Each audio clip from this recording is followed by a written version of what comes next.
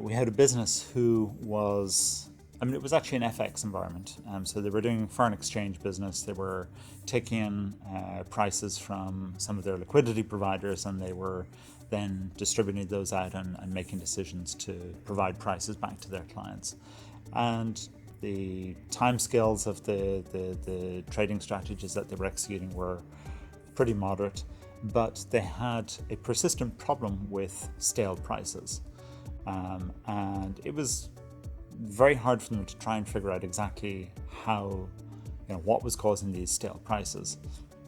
The connectivity to their liquidity providers seemed to be fine.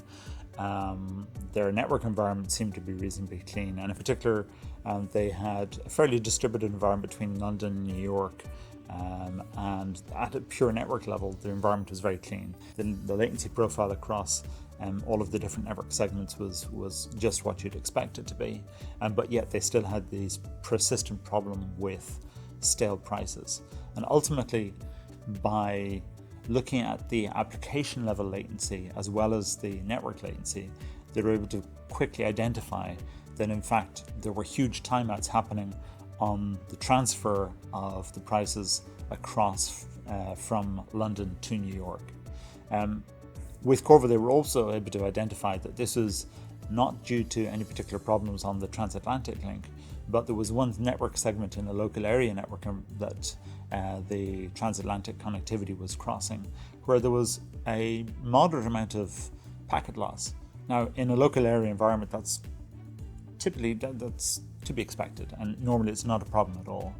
But what was happening was that the transatlantic connections were experiencing a little bit of packet loss, and because of the long round trip time delay across the Atlantic, those packet losses were causing large timeouts, which ultimately at the application level resulted in timeouts of the order of seconds. And the resolution was simple. By rerouting around the lossy LAN segment and connecting directly to the wide area, they were able to eliminate these performance issues. They were providing stale quotes to their clients or stale prices to their clients, and so they just simply weren't competitive. Their clients were actually going to use other services, other providers of FX execution services, and they were actually losing order flow. They were losing business simply because of this, what was originally an IT issue, and it directly impacted their competitiveness. They had been chasing this problem for over 4 weeks.